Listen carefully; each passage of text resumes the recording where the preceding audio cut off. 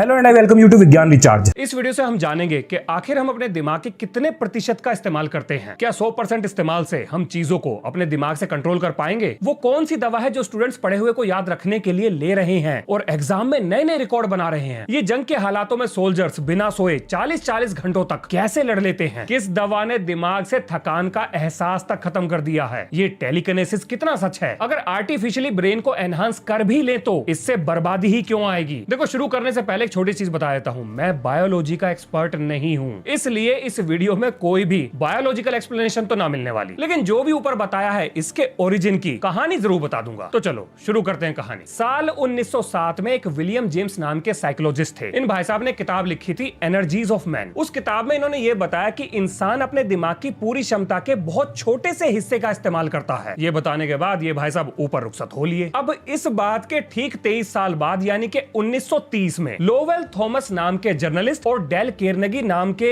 एक लेखक, कहानी में इनकी एंट्री होती है। अपने लेखक भाई साहब एक किताब छाप देते हैं जिसका शीर्षक था कि लोगों पर अपना प्रभाव कैसे छोड़े और दोस्त कैसे जीते। अब इस किताब की प्रशंसा करने के लिए इन भाई साहब ने लोवेल थॉमस नाम के पत्रकार को बुला लिया और बस यहीं से सारा रायता फैल गया। यही पत्रकार भाई साहब थे जिन्होंने विलियम जेम्स को कोट करते हुए ये बोल दिया कि भैया विलियम जेम्स बोल कर गए हैं कि इंसान अपने दिमाग का मात्र 10% ही इस्तेमाल कर पाता है और 10% से हमने इतनी तरक्की करी है। अगर हम किसी तरीके से इससे ज्यादा इस्तेमाल कर पाए तो पता नहीं कौन सा पहाड़ तोड़ देंगे। और बस दुनिया ने इसी आइडिया को धर लिया, सच मान लिया। अब ये 10% का ढोल बजाकर लेखक महोदय की किताब ये सुपरहिट हो गई और पत्रकार भाई साहब को 10% वाली बातों पर प्रवचन देने के लिए अलग अलग जगह बुलाया जाने लगा। Humans use only 10% of their brain capacity in their lifetime, and that's a hard fact. पर किसी ने भी ये कोशिश ना करी कि भाई साहब इस 10% वाले चूर्ण की सच्चाई तो पता कर लें। और फिर सन 2008 में जाकर, जी हाँ, सन 2008 में ब्रेन एक्टिविटी के आधार पर हमें ये पता लगा कि हम अपने दिमाग के अलग अलग हिस्सों का इस्तेमाल अलग अलग परिस्थितियों में करते हैं, पर करते पूरे दिमाग का इस्तेमाल है। और यहाँ से इस 10% वाली बात का चैप्टर क्लोज हुआ, लेकिन दिमाग के तारों का सितार बजाना ये बंद नहीं हुआ। उदाहरण के लिए कैप्टन अमेरिका मूवी में दिखाया गया बकी बार्न्स दरअसल एक रियल लाइफ एक्सपेरिमेंट से इंस्पायर्ड कैरेक्टर है। जैसे कुछ शब्द सुनकर बकी के दिमाग के फ्यूज उड़ जाते थे और वो बस ऑर्डर ही मानता था। बिल्कुल ठीक ऐसे ही सोल्जर्स बनाने के लिए अमेरिका ने प्रोजेक्ट MK अल्ट्रा चलाया था। अब सुनो इसकी कहानी। बात है वर्ल्ड वॉर 2 की। जापान ने कोरिया कब्जा रखा था। अमेरिका ने जापान पर एटम बम फोड़ दिया और जापान हैंड्स अप करके खड़ा हो गया। इसके बाद कोरिया को अमेरिका और सोवियत यूनियन दोनों ने आधा आधा बांट लिया। मतलब कोरिया इन दोनों के हत्थे चढ़ गया। नॉर्थ कोरिया को सोवियत यूनियन और चाइना का सपोर्ट मिला और साउथ कोरिया को अमेरिका ने सपोर्ट करा, मतलब वेस्टर्न वर्ल्ड ने सपोर्ट करा। अब 1950 आते आते चाइना और सोवियत यूनियन ने नॉर्थ कोरिया के कान भर दिए कि बेटा पूरा कोरिया तेरा है, जा कब्जा कर ले, हम तेरे साथ हैं, जा कर दे काम, बाद में हम देख लेंगे। और बस नॉर्थ कोरिया दंदनाता हुआ साउथ कोरिया की छाती पे जा चढ़ा। उधर से अमेरिका ने साउथ कोरिया से बोला बेटा तुम संघर्ष करो, सत्यानाश के डैडी भी तुम्हारे साथ हैं। और इसके बाद दोनों कोरिया आपस में भिड़ गए। जब मामला ज्यादा बिगड़ा तो अमेरिकन सोल्जर्स भी इस लड़ाई में कूद गए। अब बहुत सारे अमेरिकन सोल्जर्स को नॉर्थ कोरिया ने धर लिया। अब भैया जब दुश्मन देश के सोल्जर्स पकड़े जाते हैं तो जाहिर सी बात है उनसे राज तो उगलवाए जाते ही हैं। तो कैद में जो अमेरिकन सोल्जर्स थे उन्होंने तोते की तरह सब कुछ बकना शुरू कर दिया और इसकी वीडियोग्राफी करके इन्होंने पब्लिक कर दी। और जब अमेरिकन सोल्जर्स ने ये बयानबाजी करी और इंटरनेशनल मुद्दा बन गया, तब अमेरिकी जनरल्स ने अपनी सरकार को ये बताया कि हमारे सोल्जर्स का ब्रेन वॉश किया गया है। मतलब अपनी सरकार को ये चूरण बेचा कि सोल्जर्स के ऊपर एक्सपेरिमेंट किए हैं और सोवियत यूनियन और चाइना ने मिलकर हमारे सोल्जर्स के दिमाग में ये बातें प्लांट करी हैं। अब भैया सरकार में बैठे हुए लोगों ने उनसे ये पूछा कि अगर वो लोग ये सब कर रहे हैं तो तुम क्या कर रहे हो, तुम क्यों नहीं कुछ करते? और यहाँ से अमेरिकन रिसर्चर्स ने एक रिपोर्ट पेश करी कि आप तो बातें प्लांट करने की बात कर रहे हो, दिमाग से छेड़छाड़ करके तो अपनी मर्जी के काम तक कराए जा सकते हैं। और बस सरकार खुश, फंड अलॉट कर दिया गया, पैसे की पाइपलाइन चालू कर दी गई। अमेरिकन जनरल्स ने सरकार से यह कहा कि हम ऐसे सोल्जर्स बना सकते हैं जो सिर्फ ऑर्डर मानेंगे, ना कोई सवाल ना कोई जवाब, सिर्फ अपना काम करेंगे। और ऐसे सोल्जर्स के लिए 1950 में CIA ने प्रोजेक्ट ब्लूबर्ड, 1951 में प्रोजेक्ट आर्टिचोक और 1953 में प्रोजेक्ट MK अल्ट्रा की शुरुआत करी थी। यानी कि बकी बार्न्स जैसे सोल्जर्स बनाने वाला प्रोग्राम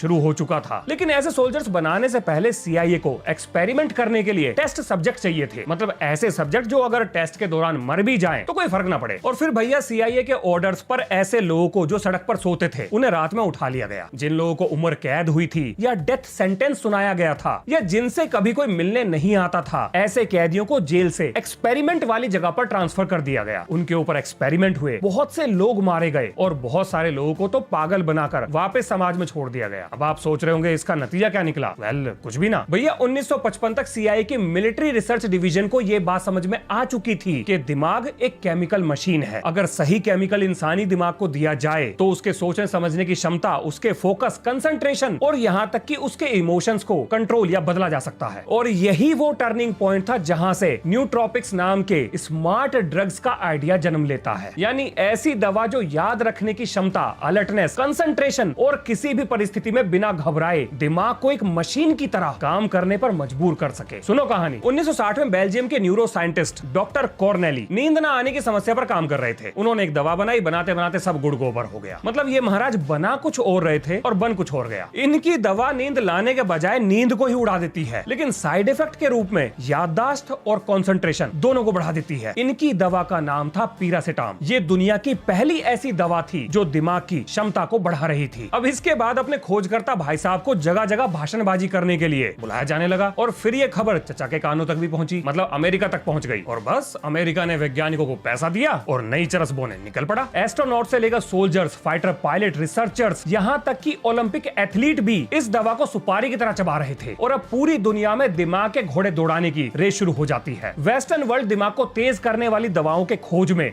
अपनी पूरी ताकत झोंक देता है। समय कम है, मुझे किसी भी कीमत पर वो दवा चाहिए। जिसके परिणाम स्वरूप 1970 में फ्रांस के माइकल जोवेट दिमाग से थकान और बोरियत को खत्म करने वाली एड्राफेनिल की खोज करते हैं। ये दवा कितनी पावरफुल थी इसका अंदाजा आप इस बात से लगाइए कि अमेरिका ने इस दवा का इस्तेमाल ऑपरेशन डेजर्ट स्टॉर्म में किया था, जिसके बारे में आपको पता ही होगा। और अगर नहीं पता है तो भाई साहब जिक्र तो छिड़ ही गया है, चलो लगे हाथ इसकी भी कहानी सुन लो। बात है सन 1979 की। ईरान में इस्लामिक रेवोल्यूशन हो चुका था। इराक के अंदर बैठा सद्दाम हुसैन घबरा गया और सद्दाम हुसैन को लगा कि क्यों ना ईरान को पकड़ के कूट दिया जाए। अगर ठीक तरीके से ईरान की कुटाई हो गई तो वो सेंटर में आ जाएगा, मतलब घबरा जाएगा और अपन की कुर्सी सेफ हो जाएगी। और भाई साहब 1980 में इराक ईरान की छाती पर जा चढ़ा। अब देखो ईरान कोई सिंगल पसली तो था नहीं, तो ईरान ने इराक को उल्टा कूट दिया। सद्दाम हुसैन को लगा यार ये तो मामला उल्टा पड़ गया। तब जाकर सद्दाम हुसैन ने सऊदी अरेबिया और कुवैत से पैसे उधार लिए ताकि हथियारों और गोला बारूद की सप्लाई बनी रहे, और सऊदी अरेबिया और कुवैत ने भी पैसे दे दिए। अब भाई साहब पड़ोस में एंटरटेनमेंट चल रहा था तो कौन ही उसे रुकवाना चाहेगा। तो इस एंटरटेनमेंट को कंटिन्यू रखने के लिए इन दोनों देशों ने पैसे दे दिए। फिर 8 साल बाद यूनाइटेड नॉनसेंस को याद आया, मतलब हाँ यूएन की फुल फॉर्म यूनाइटेड नॉनसेंस ही है, किसी काम का ना है।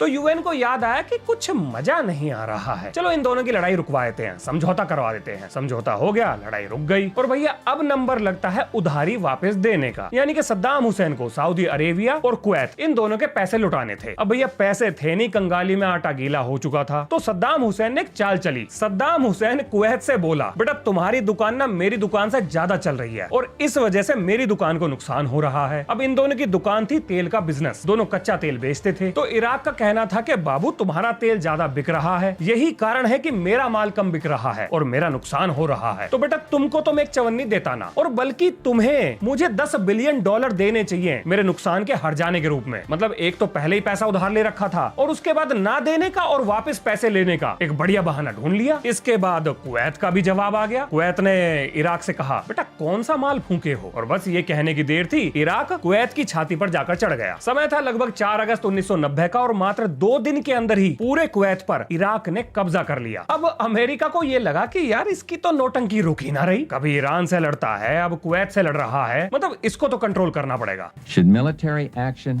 be required, this will not be another Vietnam. इसके बाद अमेरिका ने यूनाइटेड नॉनसेंस की मीटिंग बुलाई और इराक से कहा कि बेटा 15 जनवरी 1991 तक अपना बोर या बिस्तर कुवैत से समेट ले और चुपचाप पतली गली से निकल ले, नहीं तो इसके बाद पकड़कर कूट दिए जाओगे। अब इराक ने मना कर दिया और 17 जनवरी 1991 में 35 देशों की सेनाओं ने मिलकर ऑपरेशन डेजर्ट स्टॉर्म चलाया और इसी ऑपरेशन में अमेरिका ने मोडेनाफिल नाम की दवा का प्रयोग किया था। यही वो दवा थी जिसे लेने के बाद अमेरिका के फाइटर पायलट बिना सोए बिना थके 48 घंटे घंटे तक लगातार अपने मिशन करते रहे। इसके बाद इराक हारता है, उस पर प्रतिबंध लगते हैं, दुनिया भर के सैंक्शंस लगते हैं और अमेरिका ये सोचता है कि भाई साहब लगे हाथ क्यों ना इसे ठिकाने लगा देते हैं, क्या पता कल को इसे फिर से युद्ध लड़ने की खुजली होने लगे। और इसी के बाद अमेरिका ने इराक पर न्यूक्लियर बॉम्ब बनाने का आरोप लगाया, सद्दाम हुसैन को पकड़ा, उस पर केस चलवाया और भैया टांग दिया और यहां से इराक का चैप्टर क्लोज हो गया। एक कमाल की बात बताऊं, अमेरिकन एजेंसीज ने किसी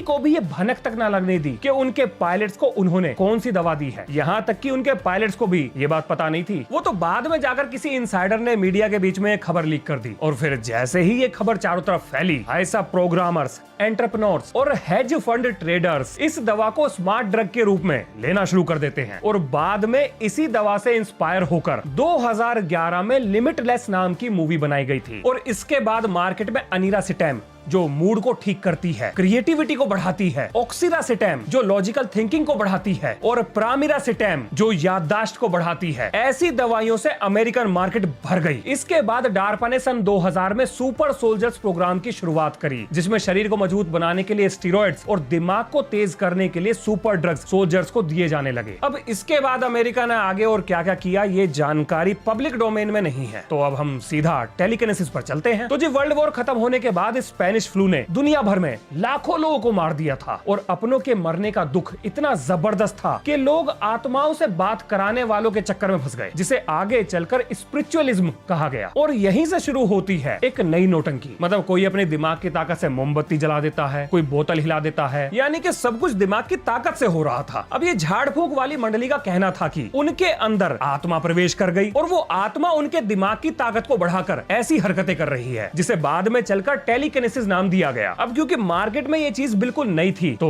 वैज्ञानिकों के हत्थे चढ़ गई। वैज्ञानिकों ने इस तरह के वाईफाई वाले बाबाओं को बुलाकर उन पर एक्सपेरिमेंट कर डाले। भाई साहब सारे बाबा फेल हो गए और यहां से टेलीकिनेसिस का भी चैप्टर क्लोज कर दिया गया। मतलब आज के समय टेलीकिनेसिस का कोई भी साइंटिफिक प्रूफ नहीं है, ऐसा कोई प्रूफ नहीं है जो रिपीटेबल रिजल्ट प्रोड्यूस कर सके। और रिपीटेबल रिजल्ट से मेरा मतलब है कि एक जैसी परिस्थिति में पावर का इस्तेमाल करके एक जैसा रिजल्ट बार बार प्रोड्यूस किया जा सके, तो ये तो ना होता। अब आते हैं लूसी मूवी में दिखाई गई पावर्स के ऊपर। भाई साहब ये भी ना होता। आज तक दिमाग की मदद से मैटर को कंट्रोल नहीं किया जा सका है। तो विज्ञान ये मानता है कि भैया 10% या 100% वाली जो कहानी मार्केट में उड़ रही है ये पूरी तरह से झूठी है। लेकिन हमारे दिमाग के कुछ राज ऐसे भी हैं जिन्हें आज तक विज्ञान एक्सप्लेन नहीं कर पाया, समझ ही नहीं सका। उनमें से एक है प्लेसिबो इफेक्ट। मतलब ये तो साइंटिफिकली प्रूव हो चुका है कि दिमाग रियलिटी को परिवर्तित कर सकता है, लेकिन कैसे कर रहा है ये किसी को नहीं पता। मतलब अगर किसी को एक नकली दवा दे दी जाए और दिमाग ये स्वीकार कर ले कि ये दवा असली है तो शरीर में असली बदलाव आने शुरू हो जाते हैं। कमाल की बात यह है कि दिमाग को नहीं पता कि दवा नकली है, लेकिन उस दवा का असर असली होता है। और यहीं पर समस्या है, विज्ञान आज तक नहीं समझ पाया कि हमारा दिमाग रियलिटी को कैसे बदल देता है। इसके बाद दूसरी चीज आती है चोट लगने के बाद एक्स्ट्रा ऑर्डिनरी पावर्स का आ जाना। मतलब दिमाग पे चोट लगी, कुछ लोग मैथ्स में जीनियस हो गए। जिन भाई साहब ने कभी कोई म्यूजिकल इंस्ट्रूमेंट नहीं बजाया वो म्यूजिक के एक्सपर्ट बन गए। इसके बाद जब वैज्ञानिकों को कोई भी जवाब नहीं मिला तो वो इस नतीजे पर पहुंचे कि हमारे दिमाग में सारी जानकारी पहले से ही मौजूद है, लेकिन बस वो छुपी हुई है। और इस तरह की चोटें उस जानकारी को अनलॉक कर देती हैं। लेकिन ये होगा कैसे, किन हालातों में होगा, कब होगा, इसका जवाब आज तक हमारे पास नहीं है। लेकिन वैज्ञानिक इन सवालों के जवाब से ज्यादा किसी और चीज को लेकर परेशान है, और वो है ये कि अगर हम किसी तरीके से इंसानी दिमाग की क्षमता को बढ़ा भी दें तो इसके भयंकर परिणाम निकलेंगे। अब आप सोच रहे होंगे ऐसा कैसे हो सकता है। भाई साहब लग तो रहा है कि ऐसा होगा। ये सुनो, देखो आपको पता होगा कि एलोन भैया एक कंपनी खोलकर बैठे हैं जिसका नाम है न्यूरालिंक। और अभी के लिए कंपनी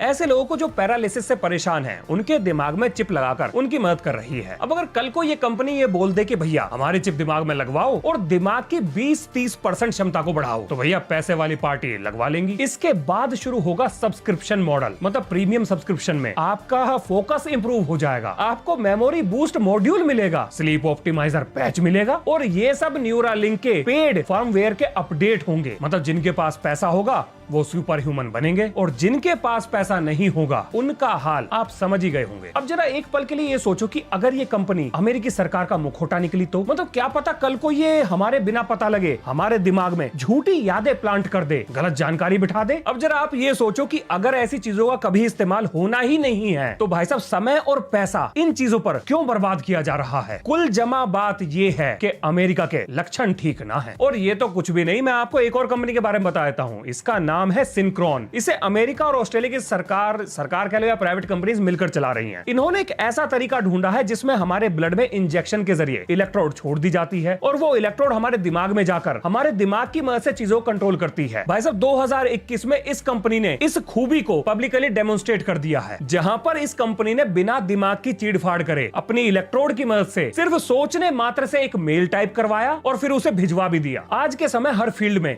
एक नई रेस शुरू हो चुकी है। मतलब स्टूडेंट्स एग्जाम्स के लिए मोडानाफिल ले रहे हैं, कोऑपरेटिव एग्जीक्यूटिव्स डेडलाइंस को मीट करने के लिए एड्रेल ले रहे हैं और सोल्जर्स कॉग्निटिव ड्रग्स ले रहे हैं ताकि स्लीपलेस मिशंस को पूरा किया जा सके। ये सब लोग स्मार्ट दिखते हैं पर ये केमिकल स्लेवरी है। आज के समय फोकस और इंटेलिजेंस ऑर्गेनिक नहीं रहे, ये एक फार्मास्यूटिकल प्रोडक्ट बन चुके हैं। मतलब क्या ये सक्सेस है या एक मॉडर्न एडिक्शन? भाई साहब आज नहीं तो कल लोग अपने दिमाग में चिप तो लगवाएंगे, लेकिन तब एक सवाल जरूर उठेगा कि जो हम सोच रहे हैं वो हम हैं या मशीन? इंसानी दिमाग एक कमाल की चीज है और हमने इसे काबू करने के लिए इलेक्ट्रिकल, केमिकल और डिजिटल तीनों पावर्स को खुला छोड़ दिया। पर क्या हम इसके नतीजे के लिए तैयार हैं? इंसान एक बहुत ही विचित्र प्राणी है। हमने ऐसी मशीनें तो बना ली जो हमारी तरह सोच सके, जिसका नतीजा है एआई, लेकिन अब हम अपने दिमाग को ही मशीनों की तरह सोचने वाला बनाने जा रहे हैं। देखो भैया, दिमाग की क्षमता बढ़ाना सही है या गलत ये आप सोचिए, लेकिन क्या इस ताकत का बंटवारा पैसे, जाति, धर्म को बिना देखे, बिना भेदभाव के हो पाएगा? मतलब क्या अभी भी हमें दुनिया की सबसे ताकतवर चीज के साथ छेड़खानी करनी चाहिए? आप क्या सोचते हैं इसके बारे में? लिखिए अपना जवाब कमेंट में। तो ये है इस वीडियो का अंत। मिलते हैं नेक्स्ट वीडियो में। जय हिंद, जय भारत।